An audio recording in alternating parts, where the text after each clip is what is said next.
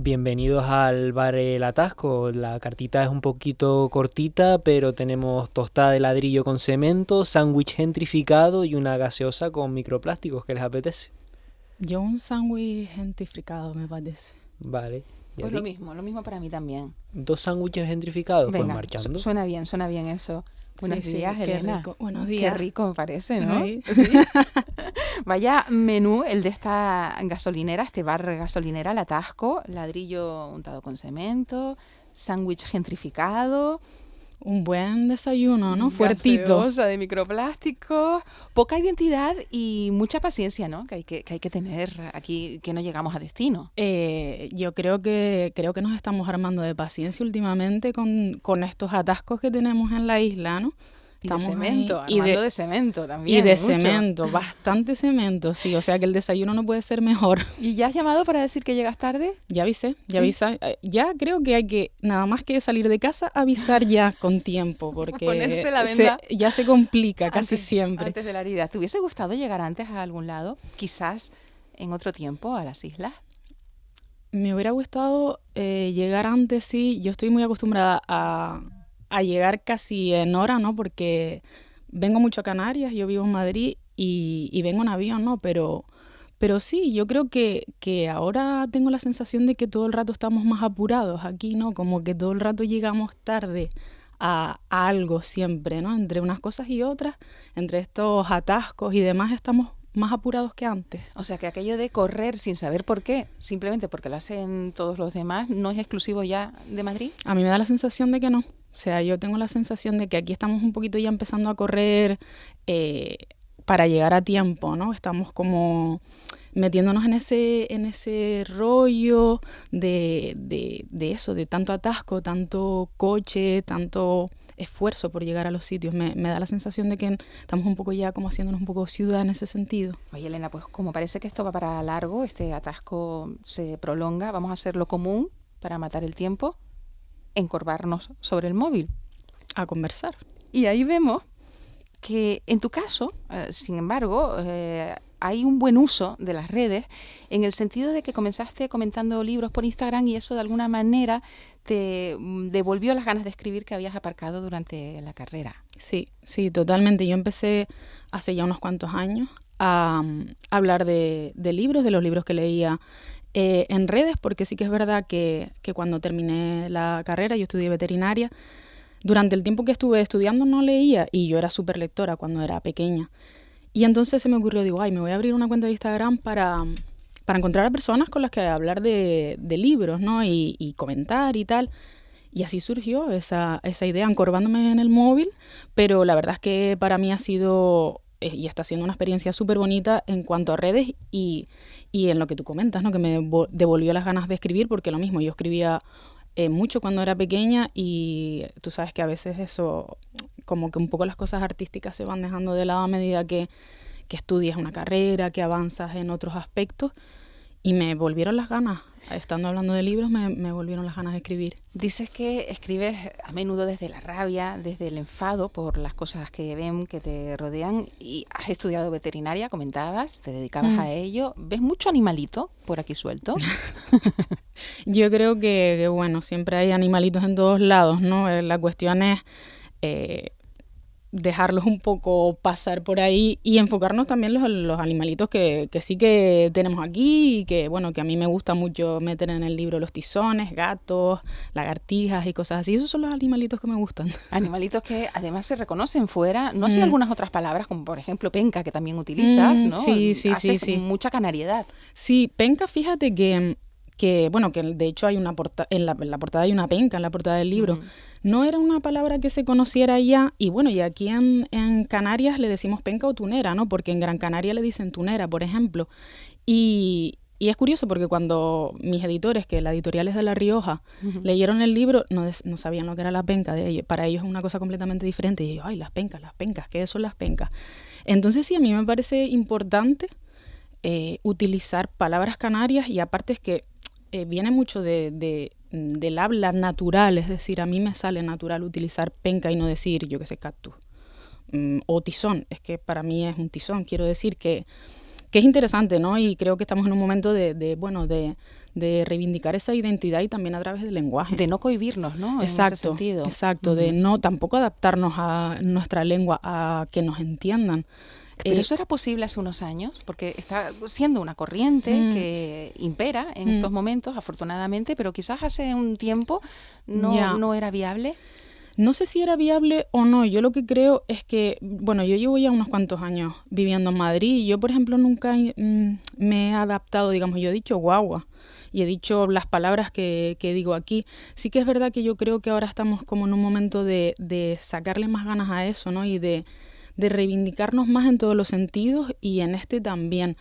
Y es interesante, ¿no? Yo creo que una de las cosas que reconoce a las personas de Canarias es el acento y bueno, y para mí es esencial no perderlo y tampoco adaptarnos, ¿no? Al final. Y en la literatura se ve, en la literatura canaria, y tenemos a Andrea, que abrió de alguna manera ese campo, Alana Corujo más recientemente, hablan canario absolutamente. Claro, y bueno, y es que a mí me parece que es lo natural, ¿no? Nuestro, reivindicarlo desde ahí y hablar como nos apetece hablar y que bueno, que se empieza a entender como algo normal. Es decir, no es que aquí hablamos así. Y si eso no le cerraba puertas a García Márquez, por ejemplo, porque claro, porque nos las va a cerrar a ti, ¿no? Aquí en Canarias, ¿no? Yo creo que es súper bonito, además es muy enriquecedor para la literatura en general. ¿Qué significa penca, por cierto, en la península? En la península significa, por lo menos en la zona de La Rioja, que es de donde es la editorial, es como una especie de acelga. O sea, que imagínate, claro, él leyendo ahí, ¿no? La zona de las pencas diría, ¿cómo va a ser la zona de las acelgas? Nada que ver, ¿no? No, claro. ¿Sucia es sinónimo de...? Para mí, sucia es sinónimo de cómo nos hemos visto las mujeres y las niñas muchas veces, ¿no? Yo quería que esa palabra estuviera ahí para reivindicar también de una forma cómo se nos ha visto muchas veces.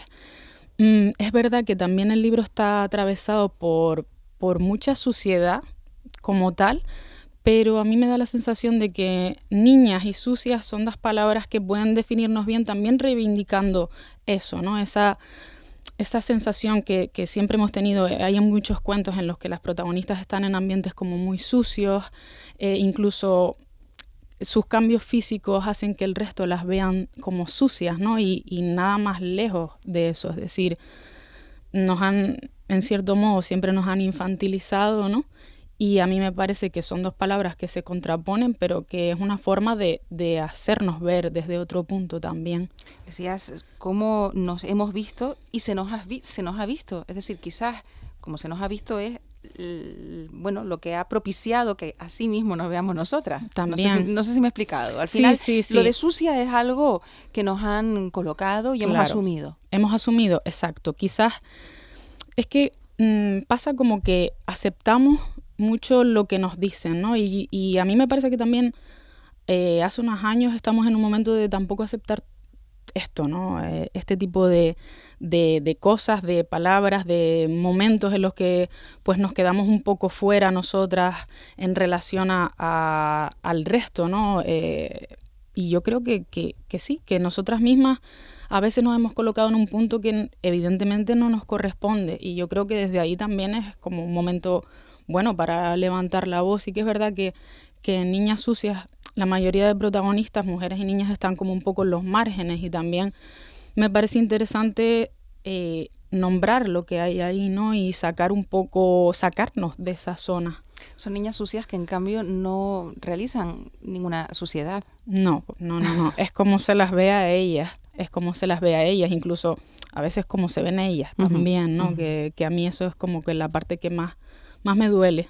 Porque Niñas Sucias es un libro de relatos, las protagonistas son todas mujeres, están sometidas a esas violencias que soslayabas en ese mundo que no es en el que estamos ahora mismo, tocando la pita, desesperadas al volante. Tampoco existía exactamente un paraíso o un mundo rural idílico, que es de lo que hablas en tu obra al final, ¿no? O sea, no es la Canarias que tú quieres resaltar la que ha salido en los diferentes folletines. Exacto, y en las postales, ¿no? Y en esa forma que como nos miran desde fuera, ¿no? Muchas veces que somos un paraíso y demás. No, yo quería en cierto modo romper un poco con el estereotipo de paraíso para entrar en lo que en parte es Canarias, ¿no? Porque hay mucho más aparte de esa postal. Somos pueblos, somos personas que muchas veces ahora mismo no podemos ir a determinadas zonas porque están muy turistificadas, somos mujeres, niñas, que muchas mujeres o niñas o adolescentes han trabajado en hoteles, muchas han visto casas, como aparece en el libro, de alemanes que viven en su pueblo y que no saben lo que sucede ahí, ¿no? Yo quería ir a lo rural, a esa forma de vida que también existe en Canarias y que muchas veces no se nombra, se pasa por desapercibida, y también está eso, ¿no? Y está cómo se comportan esas niñas, cómo crecen esas niñas, cómo son esas mujeres, cómo son esas ancianas también. Entonces eso era lo que me gustaba o lo que quería nombrar de Canarias también. Existe también soledad en el mundo rural, que la abordas igualmente. Sí, a mí también es un tema que me interesa mucho, sobre todo, creo que aquí en Canarias quizás, o mi sensación es que no, como vivimos muchas veces en pueblos y bueno, aquí conoces más a la gente, pero eso me viene mucho de Madrid, que sí que el ritmo de la vida de las ciudades y el estilo es muy solitario, ¿no? Y es un tema que me interesa porque creo que llega un punto en el que parece que estamos rodeadas de personas y en realidad estamos muy solas. Es como una falsa sensación de acompañamiento, ¿no? Y también pasa con las redes sociales, que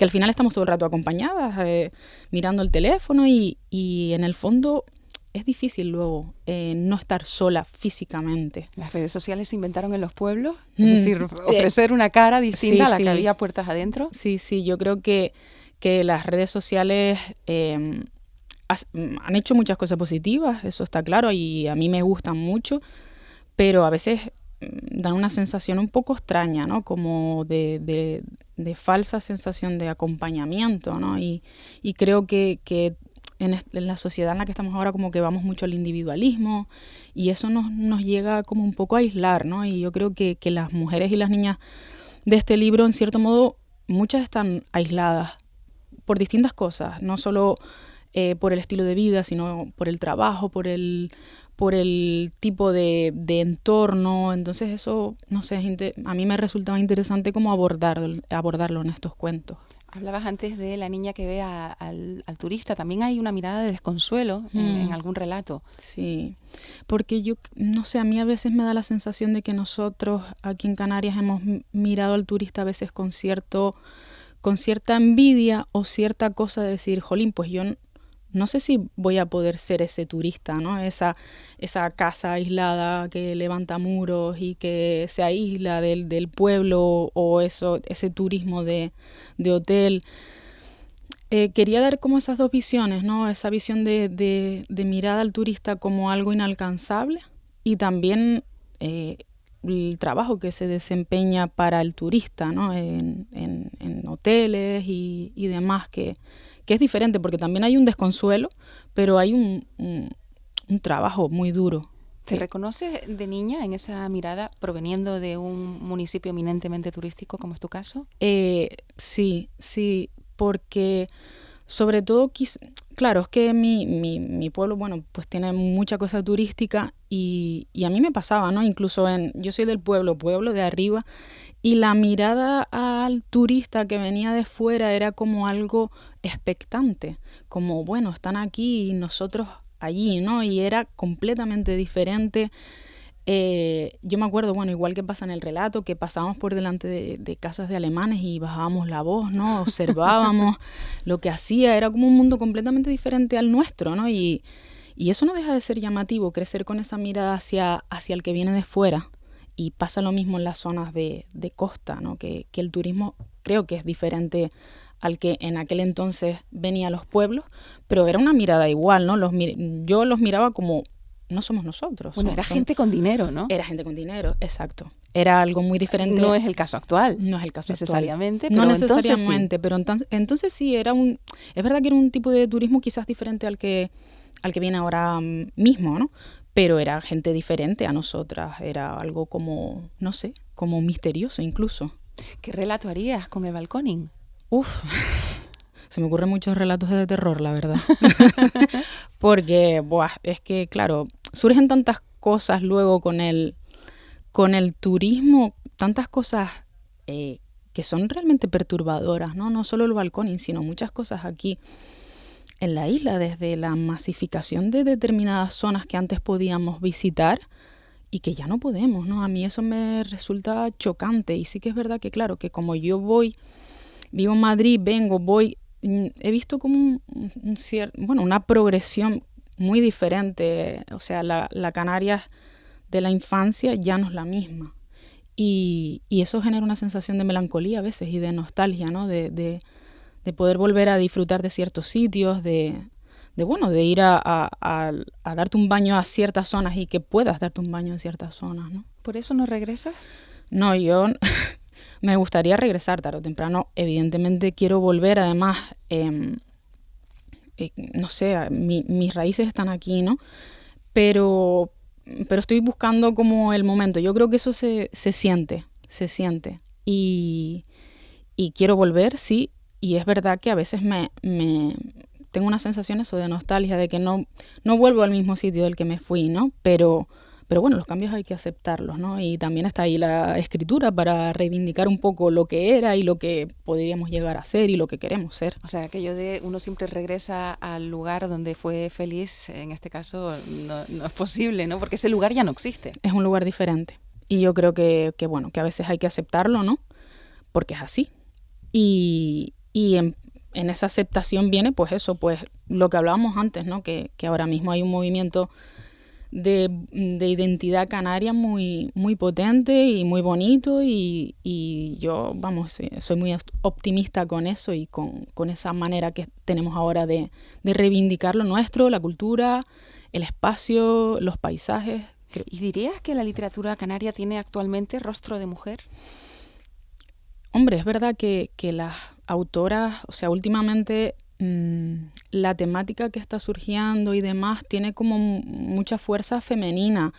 Lo que pasa es que yo creo que estamos como muy en ebullición, ¿no? Y van a surgir nuevos rostros. Yo tengo muchas ganas de que suceda eso, porque eso nos enriquece mucho nuestro panorama literario aquí en Canarias, cómo se nos lee también fuera, en la península y demás. O sea, que yo creo que van a surgir nuevos rostros. ¿Y hay unión, hay contacto entre ustedes, conversaciones? Sí, o sea, yo a las escritoras las conozco y las leo y he leído, soy muy fan de todas y me parece fundamental leernos también entre nosotras. Tenemos, no sé, a mí me sorprende mucho la mirada que aunque estemos en contextos diferentes, en lugares diferentes, incluso en islas diferentes, hay ahí como un pozo que es el mismo, ¿no? Y eso me sorprende muchísimo y me parece que es una maravilla. A mí me pasó leyendo el libro de Lana Corujo que leía frases y decía, pero si